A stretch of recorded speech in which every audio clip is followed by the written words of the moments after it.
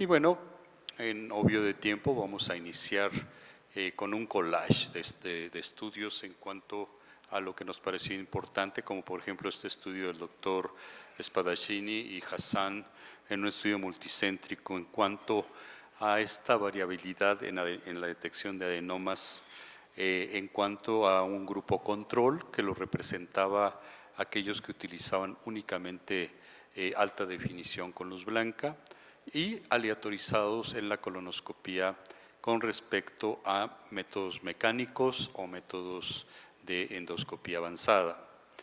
Y el principal indicador es básicamente la detección de adenomas en porcentaje, que el cual es el principal elemento en cuanto a escrutinio en diagnóstico de cáncer de colon y recto. Se hizo una revisión sistemática con respecto a estos estudios controlados sobre la tasa de detección de adenomas y de 2008 a 2011 en 25.308 pacientes de 80 centros, los cuales encontraron que había una variabilidad en cuanto a detección de ADR. Y es un punto bien importante llamar la atención esta heterogeneidad de 8.2% a 68.1%. Esto indica que hay factores independientes que nos pueden mejorar la tasa de detección de adenoma en cuanto a esto.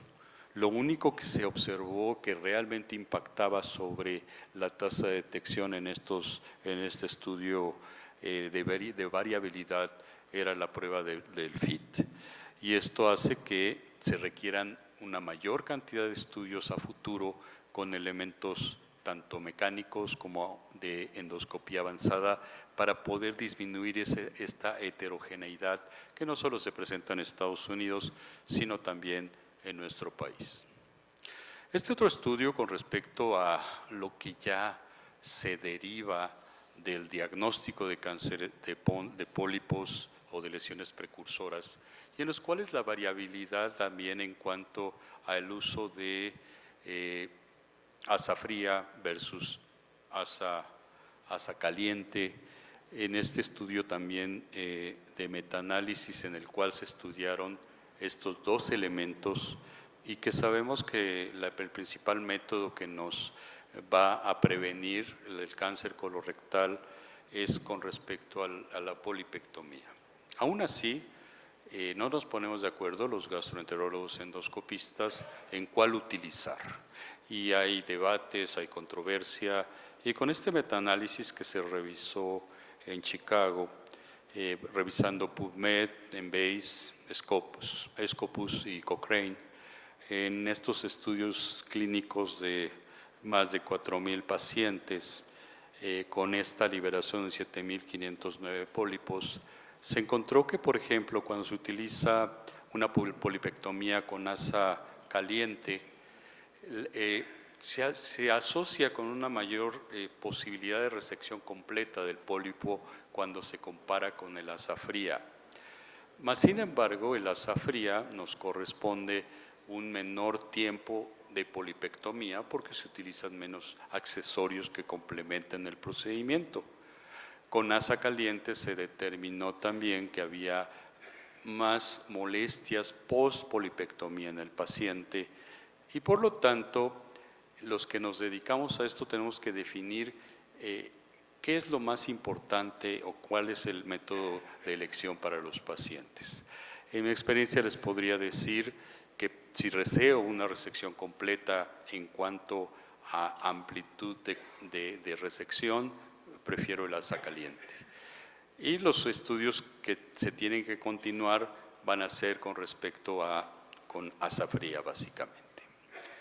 De tal manera que si pasamos a los cuadros que quería que vieran con respecto a esto, vean que, por ejemplo, en cuanto a cantidad de tiempo, en segundos, la tendencia de este nos permite observar que para asa fría es mucho menor tiempo cuando se compara con asa caliente en caso de dolor abdominal y molestias post polipectomía. Por lo tanto, no todo está resuelto en cuanto a esto. Pero lo más importante es que con asa caliente nosotros podemos determinar en base a todos estos estudios que la resección desde el punto de vista histológico es completa.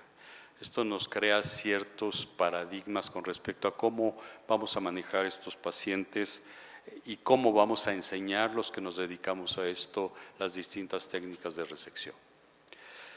Otro estudio, pero este ya fue relacionado con el SGDAIS en Dublín, en el cual fue un panel de expertos para seleccionar los distintos trabajos más importantes relacionados con endoscopía.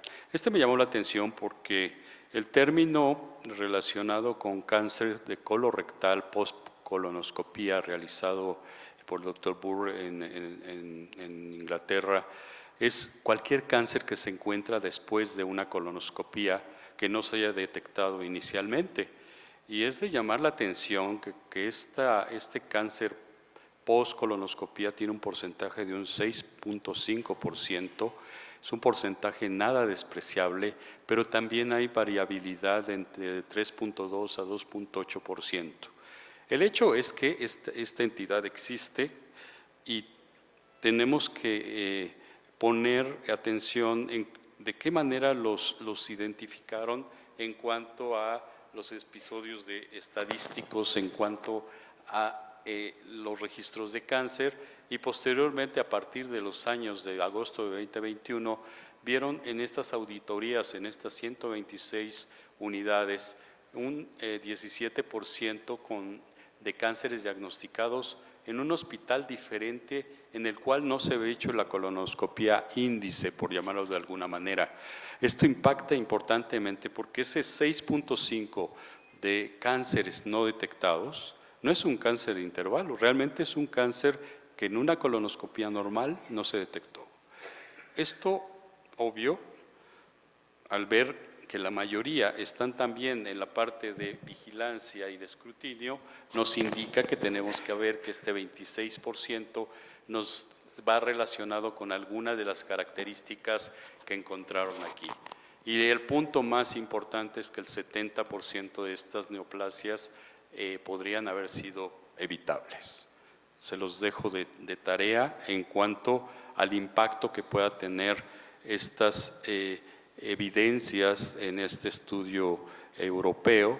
Y bueno, a futuro tenemos que mejorar las medidas dirigidas para el diagnóstico de cáncer de colon y recto.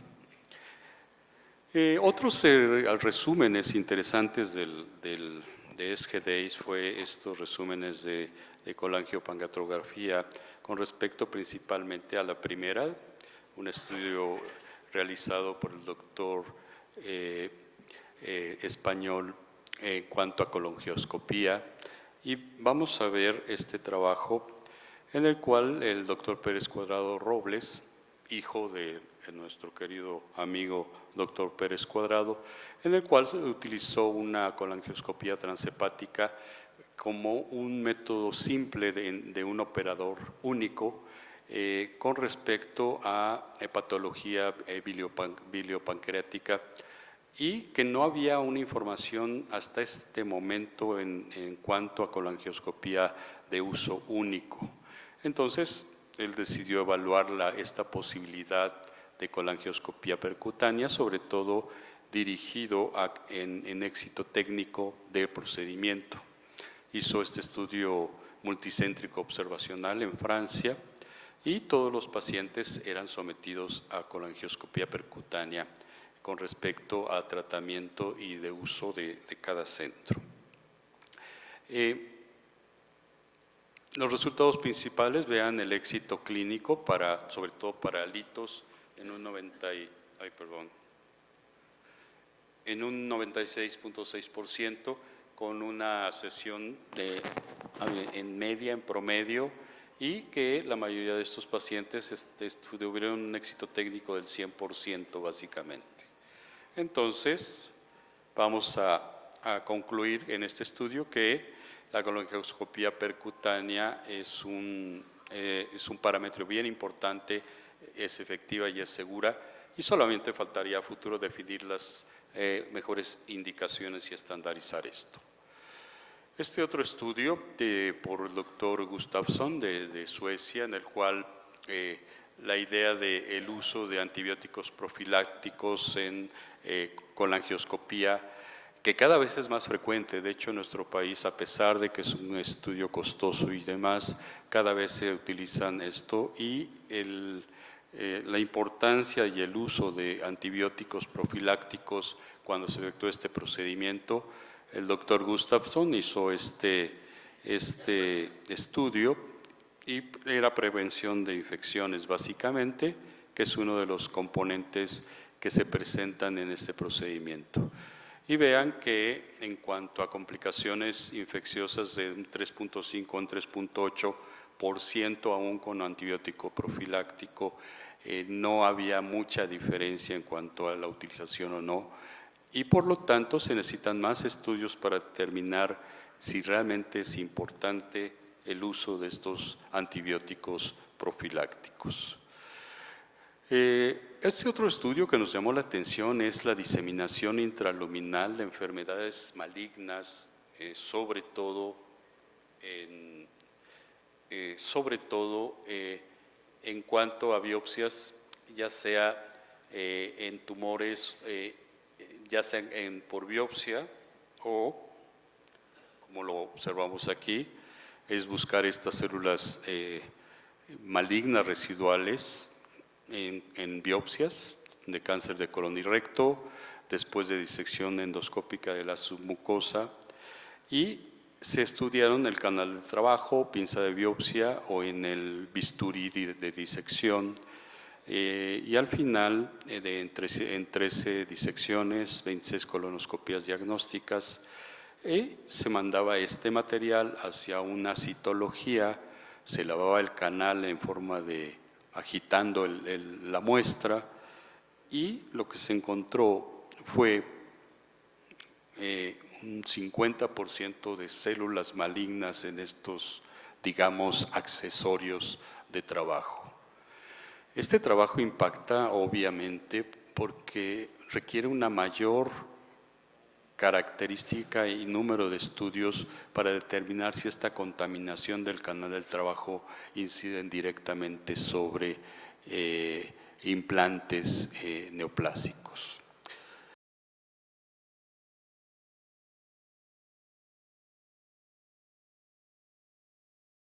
Y los primeros trabajos son en relación a ERGE.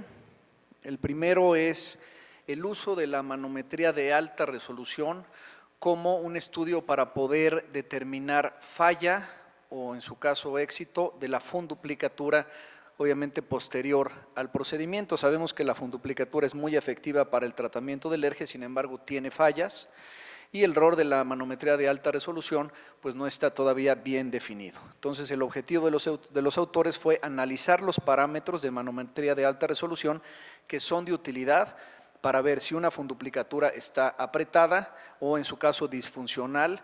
Y disfuncional vamos a tomar como si fuera reflujo persistente o recidivante. Los autores evaluaron pacientes con funduplicatura mediante manometría, pHimetría, endoscopía y cuestionarios de síntomas como el GERD-Q. Fueron procedimientos tanto de Nissen como Toupet laparoscópico, y se evaluaron a los pacientes antes de la cirugía y a los 6 meses.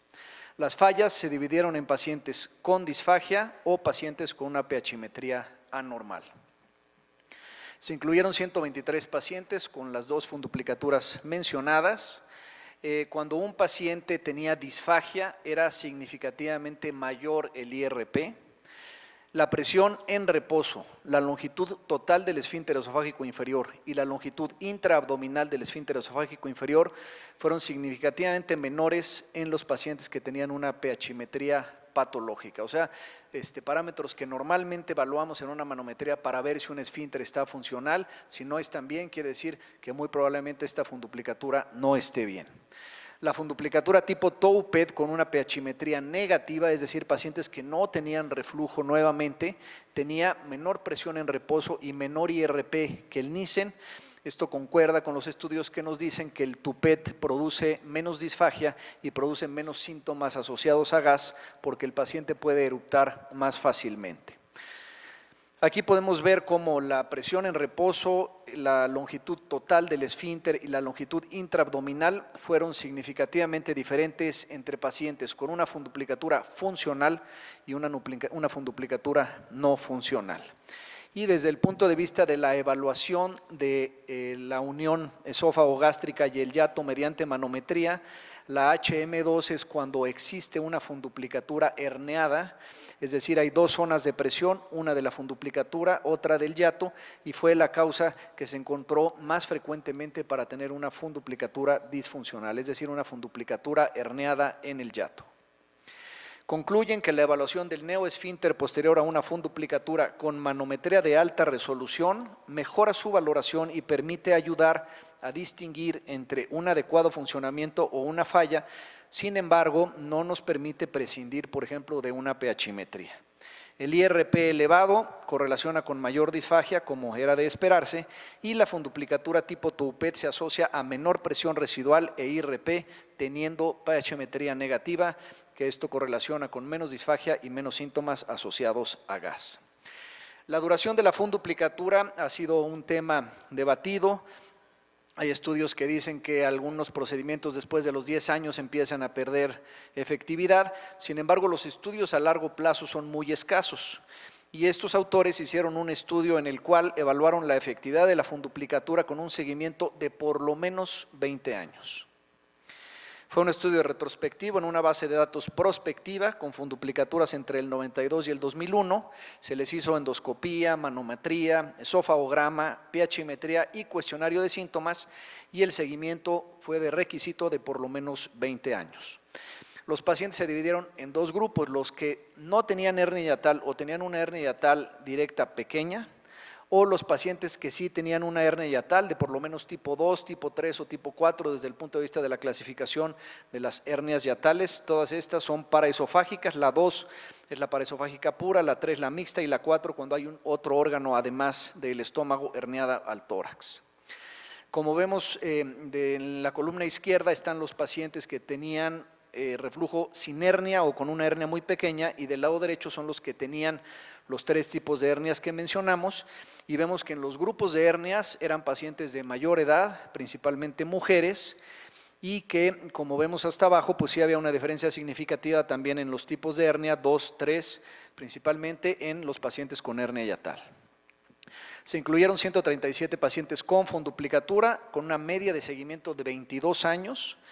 Hubo una evaluación positiva a 22 años en promedio en el 84% de los pacientes con funduplicatura sin hernia hiatal, mientras que los pacientes con funduplicatura y hernia hiatales grandes como las que mencionamos tenían un 63% de evolución positiva. La cirugía de revisión o el RIDU fue necesaria únicamente en el 6.5% de los casos en ambos grupos. El 88% de los pacientes con funduplicatura sin hernia y el 86% de los de funduplicatura con hernia estaban satisfechos con el procedimiento, y el 87% de los pacientes en ambos grupos se volvería a realizar la cirugía. Es una de las series más grandes reportadas con seguimiento mayor a 20 años. La efectividad de la funduplicatura es duradera, siendo menor cuando hay hernia hiatal grande, y un alto porcentaje de los pacientes se realizaría la cirugía nuevamente. Respecto a los trabajos de cirugía bariátrica, tenemos un estudio en el cual se vio el impacto de cirugía bariátrica en la aparición de cánceres de novo en estos pacientes. Sabemos que la obesidad es un factor de riesgo muy importante para muchos tipos de cánceres y que la cirugía bariátrica es sin duda el tratamiento más efectivo para la obesidad severa, y ya hay algunos reportes de que la cirugía bariátrica protege contra el desarrollo de cánceres en estos pacientes. Entonces el objetivo fue evaluar si la cirugía tiene un efecto protector contra cánceres de novo en pacientes con obesidad severa. Es un estudio de corte retrospectivo, una base multiinstitucional de 107 millones de pacientes. Se hizo un grupo de cirugía bariátrica y un grupo control sin cirugía. Los de cirugía bariátrica, índice de masa corporal más de 35, pacientes con manga, bypass o banda gástrica. Los cánceres estudiados: adenocarcinoma de esófago, mieloma, riñón, colon, recto, estómago, hígado, vesícula, páncreas, ovario, endometrio, mama y tiroides. Fueron excluidos pacientes con cánceres previos, y el desarrollo de un paciente con cáncer tenía que ser de por lo menos un año posterior a la cirugía, esto para asegurar que no trajeran el cáncer previamente. Fueron 60.285 pacientes en el grupo quirúrgico y 1,5 millones de pacientes en el grupo control no quirúrgico. La incidencia acumulada de cáncer a 10 años en el grupo quirúrgico fue 4%, mientras que en el grupo no quirúrgico 8.9%, es decir, poco más del doble de riesgo en los pacientes no operados del grupo control, una diferencia muy significativa. El grupo quirúrgico tuvo prevalencia menor de cáncer de novo de mama, colon, hígado, páncreas, ovario y endometrio. En conclusión, la cirugía bariátrica disminuye significativamente los cánceres de novo en pacientes con obesidad severa. Hay un efecto protector de la cirugía bariátrica y menor incidencia de cánceres asociados a obesidad. Y el estudio resalta la importancia de tratar la obesidad severa con cirugía bariátrica para disminuir el cáncer. Otro estudio evalúa la cirugía bariátrica como tratamiento efectivo para la diabetes y su remisión con un seguimiento a 14 años en pacientes con índice de masa corporal de más de 50. Sabemos que la cirugía bariátrica es muy efectiva para diabetes. Actualmente hay mucha evidencia de nivel 1, es decir, prospectivos aleatorizados publicados en el New England Journal, en JAMA, en Lancet, donde demuestran que es significativamente más efectiva que el mejor tratamiento médico disponible, y estos autores analizan el efecto del bypass gástrico y la manga en la remisión de diabetes a 14 años en pacientes con índice de masa corporal de más de 50, es decir, pacientes superobesos. Los pacientes con diabetes ya fueran sometidos a bypass o a manga con un seguimiento de 14 años, y remisión se definió como una hemoglobina glucosilada menor a 6.5% sin tomar medicamentos.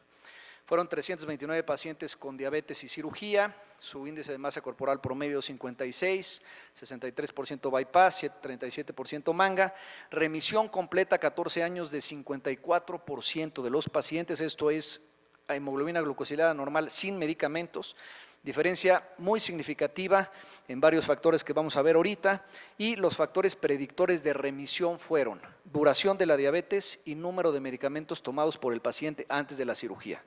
Mayor duración de la diabetes, menos probabilidad de que el paciente tenga remisión completa, sobre todo si tiene más de 10 años de ser diabético. Ahí vemos claramente cómo la hemoglobina glucosilada baja en la primera de las gráficas, y aunque tiende a subir un poquito con el tiempo, nunca llega ni cerca a ser como estaba y se mantiene más o menos como un dígito por abajo del nivel preoperatorio. Vean cómo la hemoglobina glucosilada antes y después de la cirugía significativamente menor. Pacientes con remisión de diabetes 60% prácticamente, glucosa en ayuno significativamente menor, número de medicamentos significativamente menor, índice de masa corporal significativamente menor, y este estudio confirma la importancia de la efectividad de la cirugía bariátrica para mejorar y remitir a largo plazo la diabetes mellitus, y el bypass y la manga tienen resultados similares para pérdida de peso y diabetes mellitus. Respecto a acalasia, está este estudio que evalúa una técnica que se le llama esophageal pull down, o sea, liberación del esófago, sobre todo o más bien en pacientes que tienen acalasia terminal, es decir, acalasia tipo 4 desde el punto de vista radiológico. Son pacientes que tienen megaesófago, que muchos de ellos tienen el esófago angulado, como podemos ver en la fotografía, y esto hace que el alimento y el medio de contraste se detenga y el paciente no evolucione bien. Entonces, estos estudios este estudio comparó la miotomía tradicional con la miotomía que libera todo el esófago en el mediastino, lo endereza, además de hacer la miotomía tradicional con fonduplicatura. Son pacientes con diagnóstico radiológico de acalasia terminal. Los dos grupos mencionados, se evaluaron síntomas, manometrías de alta resolución, pH-metría, serie y endoscopía. Y hubo 34 pacientes con la técnica de pull down, 60 con la miotomía tradicional, y cuando vemos la técnica pull down, un porcentaje de falla de solo el 6% comparada con una 27% cuando no se libera y endereza el esófago en el mediastino en estos pacientes. Entonces concluyen que la técnica pull down es más efectiva y es la que debe hacerse en pacientes con acalasia terminal y esófago sigmoideo. La microbiota sabemos que está en todos lados. ¿Y qué hay de microbiota en cirugía respecto a trabajos? Está que evalúa la microbiota en fugas de tracto digestivo alto.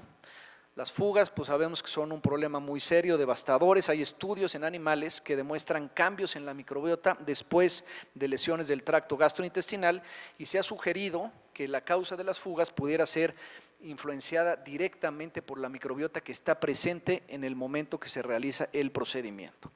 Estos pacientes evaluaron la microbiota local en pacientes que presentaban fugas del tracto superior y evaluaban los cambios de la microbiota durante el tratamiento de estas fístulas que se iban dando en el tiempo. Las muestras para evaluar la microbiota se tomaron tanto por endoscopía, por ejemplo a estos pacientes se les usaba el BAC intraluminal, que es una esponja parecida al BAC que se pone por fuera, pero que se pone a través de endoscopía conectada a una sonda nasogástrica y se mete en la cavidad por donde está fugando el esófago y esto hace que esa cavidad se colapse parecido a una cavidad que tenemos en la pared abdominal y es un método que ha demostrado que ayuda mucho a cerrar fístulas.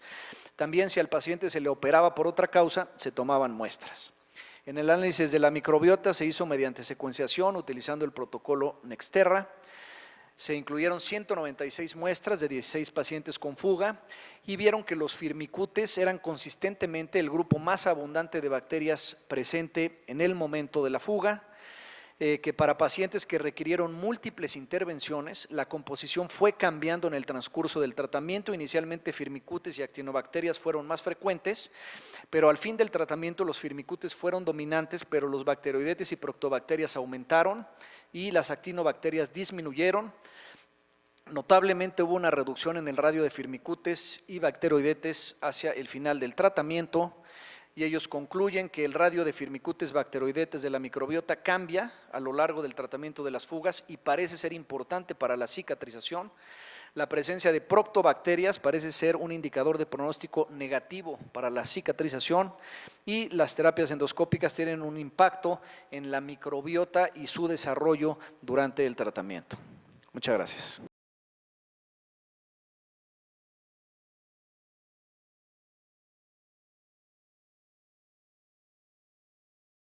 Y bueno, pues el primer trabajo que quiero mencionarles es acerca de la eliminación de las hepatitis virales.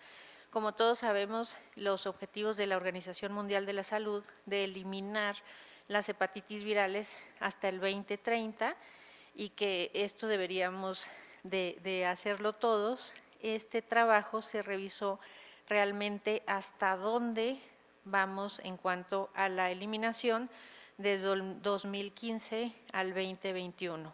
Y lo que se encontró es que 17 países tuvieron un alto compromiso político, pero el resto de los países no lo tuvieron.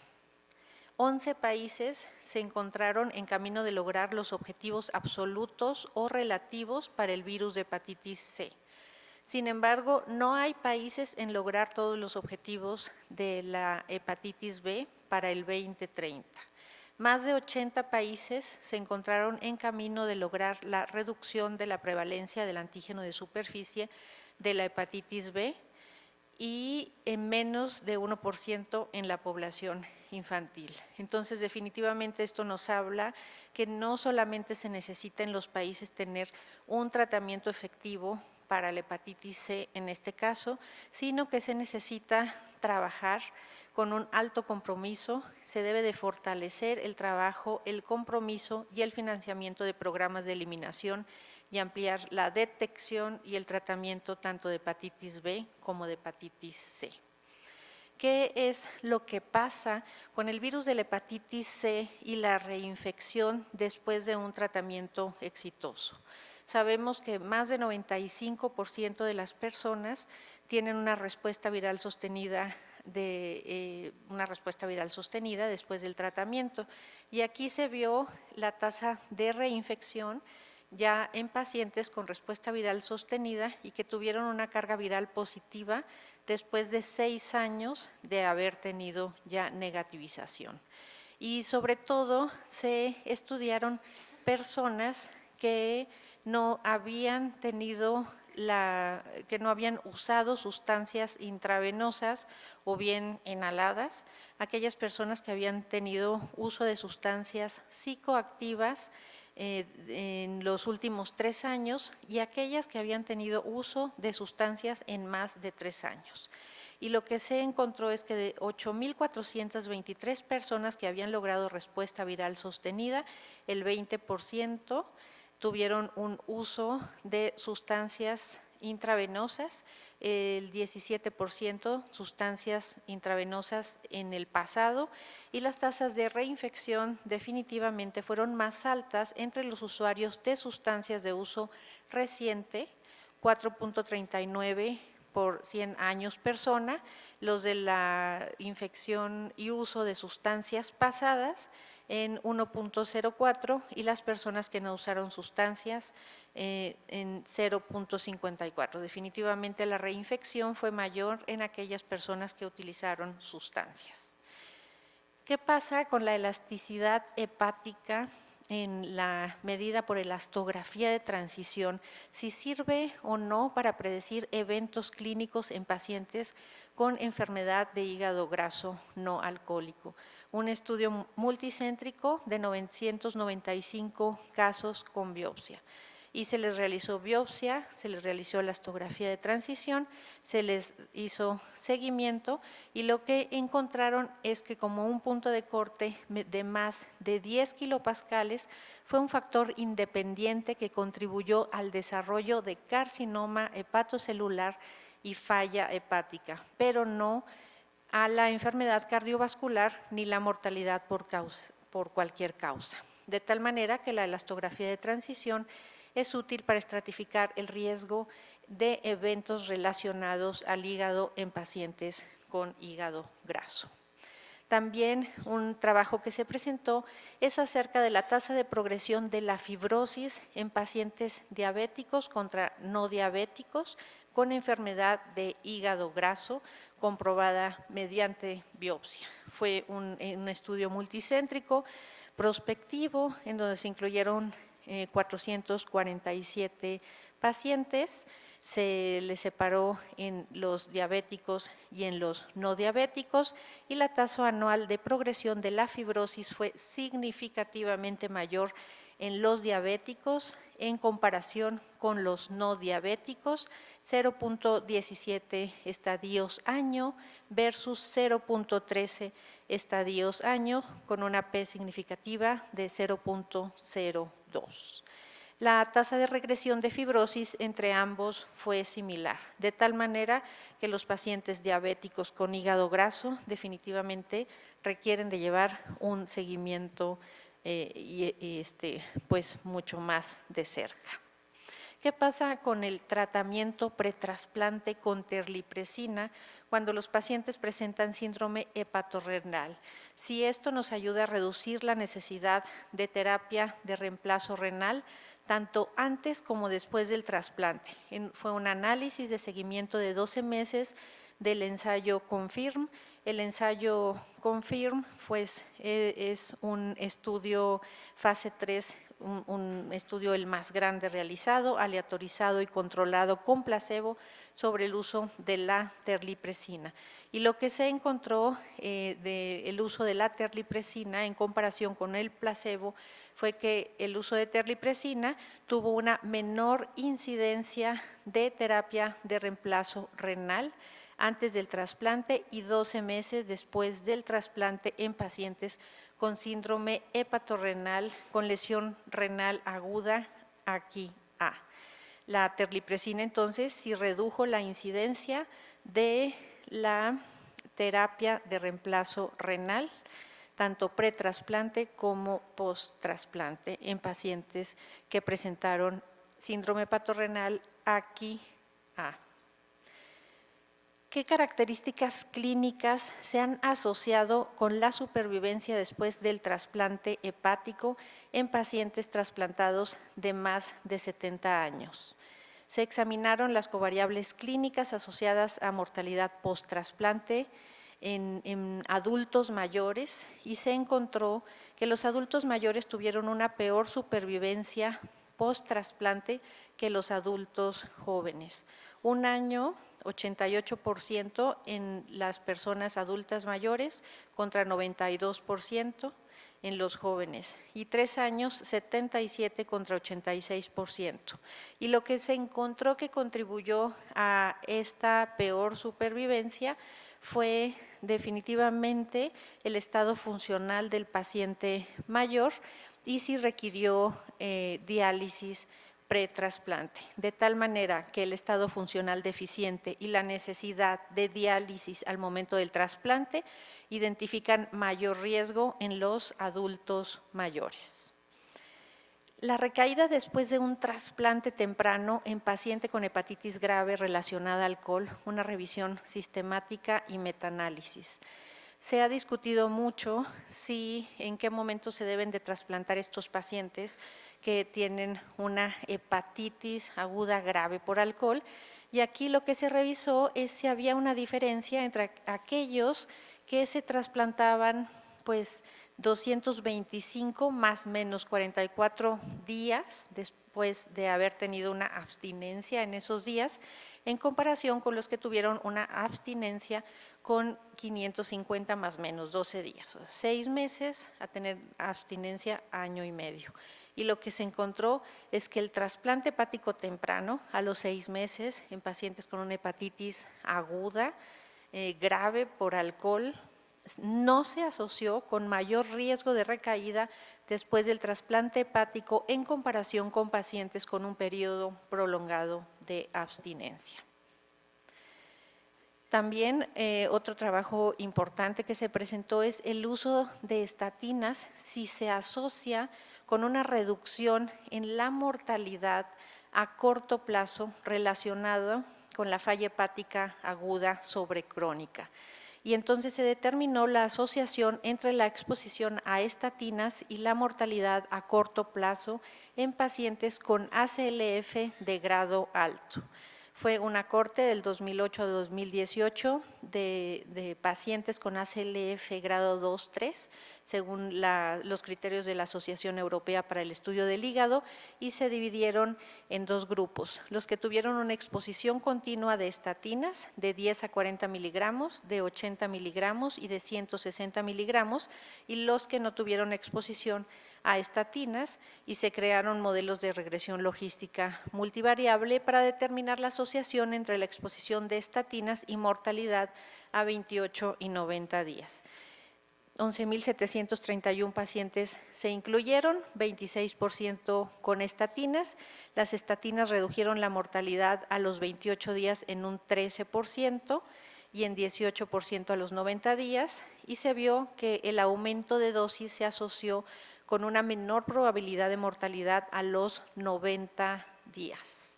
En comparación con 10 a 40 miligramos, en comparación con 80 miligramos, fueron de 0.76. A mayor dosis de estatinas, los pacientes tenían una mayor supervivencia.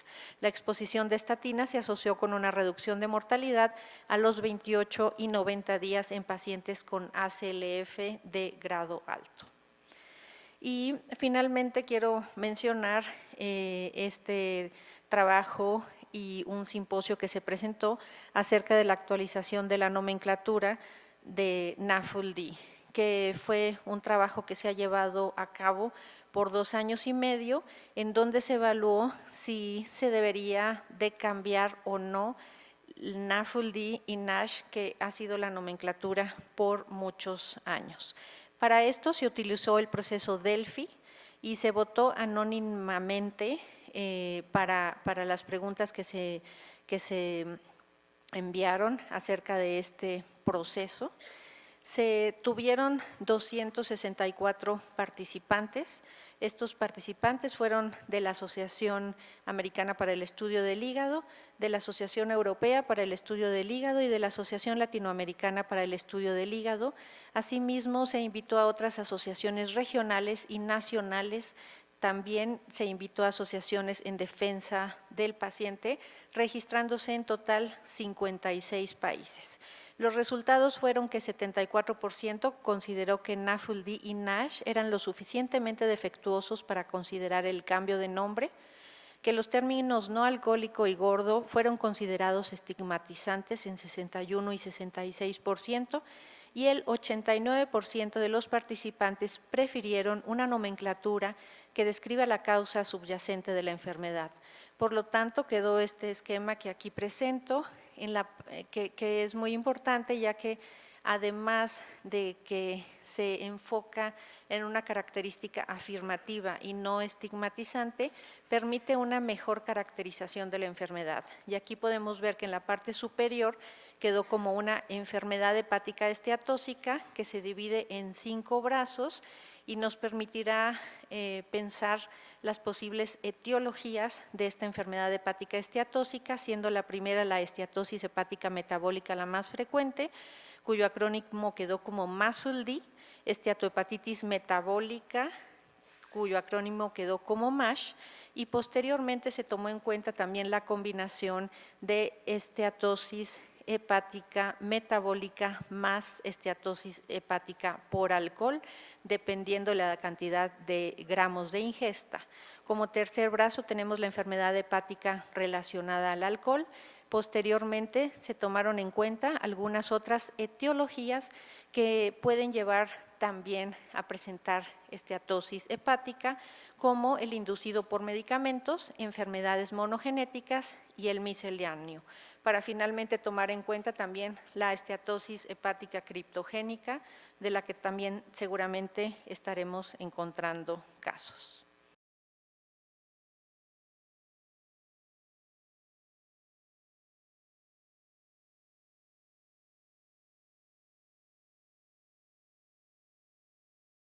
Voy a hablar de lo que se presentó en la reunión europea de enfermedades digestivas el pasado mes de octubre. Pues en este año se presentó la edición 2022, fue el regreso a los eventos presenciales, un número impresionante de resúmenes de alta calidad, 2.701. Se seleccionaron 75% de ellos como presentaciones orales, 245. Y de este material tuve la oportunidad y la suerte de ver qué de lo que se presentó se ha publicado ya en extenso. Este trabajo, que si bien suena muy básico, es muy relevante, es a propósito de cómo se da la carcinogénesis y la diseminación neoplásica de una enfermedad devastadora que es el cáncer de páncreas. Déjenme les platico un poco. El adenocarcinoma ductal pancreático es una neoplasia con mal pronóstico y bajas tasas de supervivencia. ¿Qué es lo que hace que las células persistan y de alguna manera se diseminen? Esta inducción es importante a propósito de la resistencia y los regímenes terapéuticos. Se ha reconocido, y les voy a mostrar una explicación de cómo las células supresoras derivadas del tejido mieloide se han estado estudiando y están relacionadas con la remisión y la perpetuación de la enfermedad y la manera en la que se disemina alrededor de. En esta gráfica ustedes pueden ver cómo las células preparan el nicho metastásico. Estas células se parecen mucho a las células neutrófilas, pero tienen características diferentes cuando se les estudia cuidadosamente, y además acompañan a las células neoplásicas en su camino en su diseminación metastásica. Este conocimiento fue el que hizo que estos investigadores alemanes buscaran descubrir nuevas señales que hacen posible que las células neoplásicas se metan en los nervios alrededor del páncreas. Este microambiente tumoral y el nicho perineuronal se analizó en 40 pacientes, se utilizaron ensayos de migración in vitro, secretomas para ver cómo se comportaban estas células, y estos pacientes en el tejido neuronal tenían una densidad elevada de estas células, un aumento en la infiltración en el nicho perineuronal y en los nervios invadidos en comparación con los no invadidos. Además, y esto es relevante para el futuro, esta citoquina es importante, quimiosina, porque es un factor atrayente de las células y se está estudiando con propósitos de terapéutica. Los investigadores concluyeron que estas células y estas sustancias hacen posible que el tumor se disemine. Ustedes lo pueden ver aquí ahora gráficamente y se está estudiando la manera de revertir este proceso porque define la proliferación, la angiogénesis, el crecimiento y la diseminación metastásica. Erradicar Helicobacter pylori es un trabajo presentado en resumen y ya publicado en Lancet en noviembre del año pasado. El estudio HEAT buscó si la erradicación de Helicobacter reducía el sangrado de úlcera a nivel poblacional por periodos de tiempo largos. Para ello analizan una población muy grande, en un periodo de tiempo también muy grande, en sujetos de 60 años o más que estuvieran recibiendo aspirina. Al grupo se le asigna por azar a un tratamiento de erradicación y a otro a un grupo placebo. Y por supuesto el que se erradicó tuvo una tasa de curación de 90% contra un 24% en el grupo control. Lo que importa en esta diapositiva es la proporción de úlceras en el grupo erradicado en un periodo de tiempo de 2,5 años, 6 casos de úlcera hemorrágica contra 17, ajustado por centro, por género, por edad y por otras covariables como medicación o coprescripción. La diferencia es por debajo de la unidad estadísticamente significativa. Desafortunadamente, este efecto se pierde en el tiempo. Analizado a 2,5 años, la reducción en el riesgo de hemorragia es de casi 70 puntos porcentuales y en el seguimiento a más tiempo esta diferencia desaparece.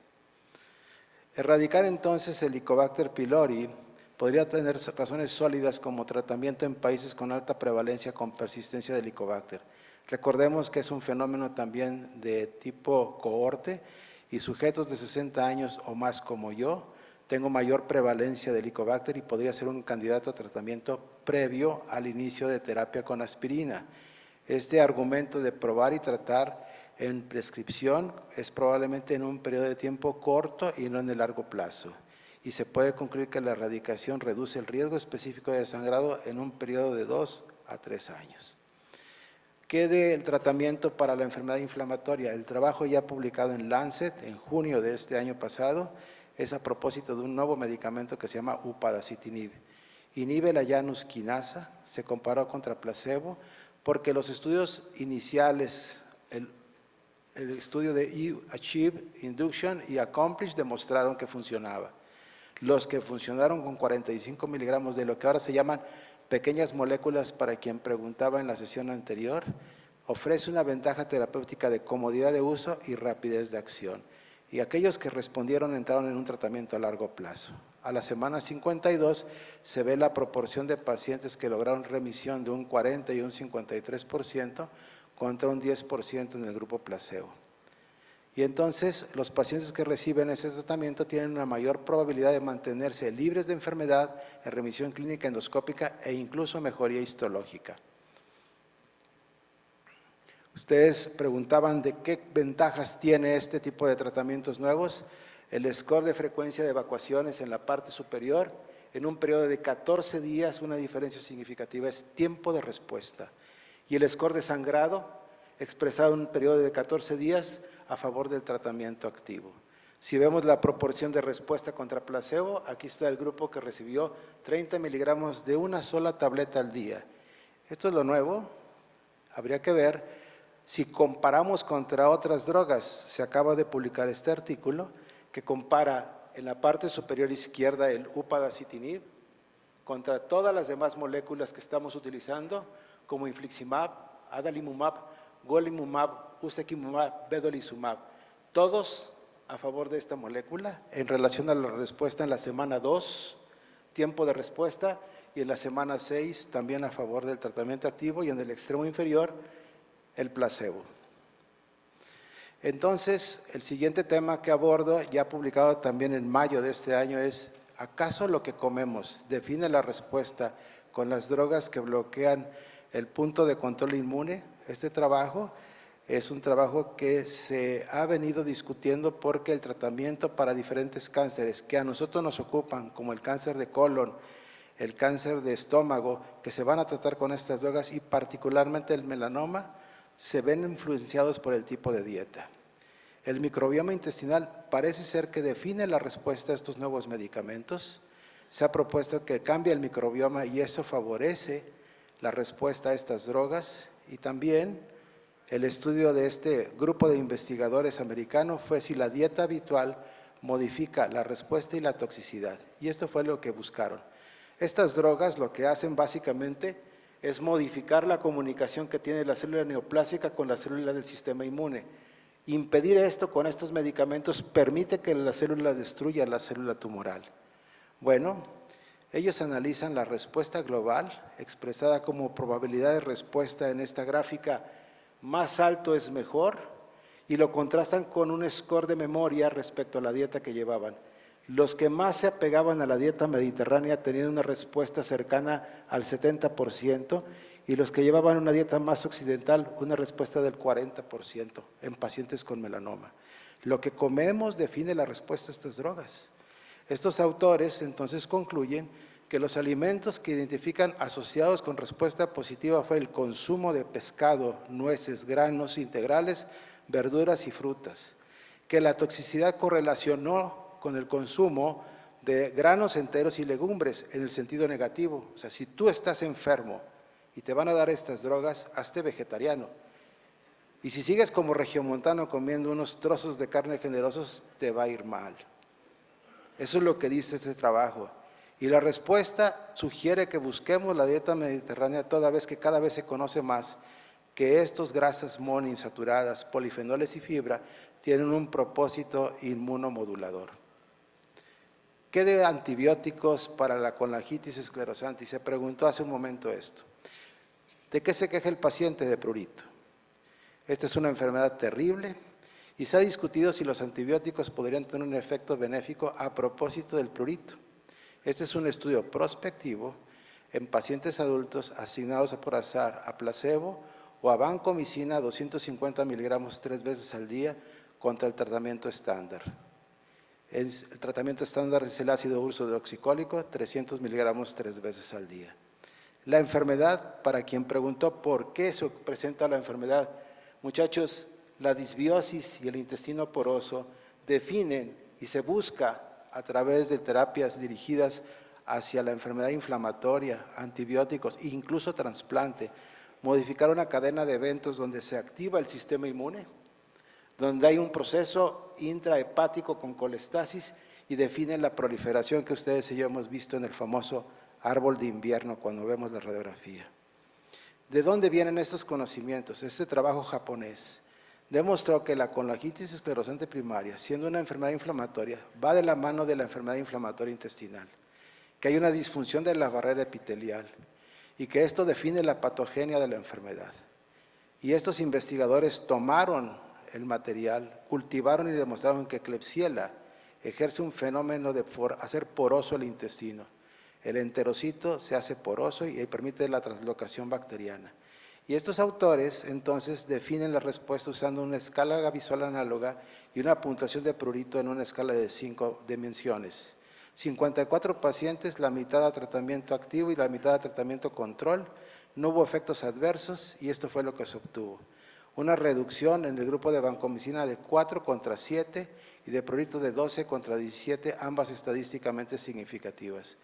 Esto es lo que se está investigando. Este trabajo firmado en julio de este año dice que se está buscando minociclina, metronidazol, transferencia de microbiota y rifaximina en estudios fase 1 y en fase 2. Pero el problema es la resistencia de bacterias por el uso crónico de antibióticos. Y esto ha hecho que la Asociación Americana de Estudio del Hígado contenga su recomendación para el uso de este tratamiento. ¿Qué de la diabetes y la microbiota?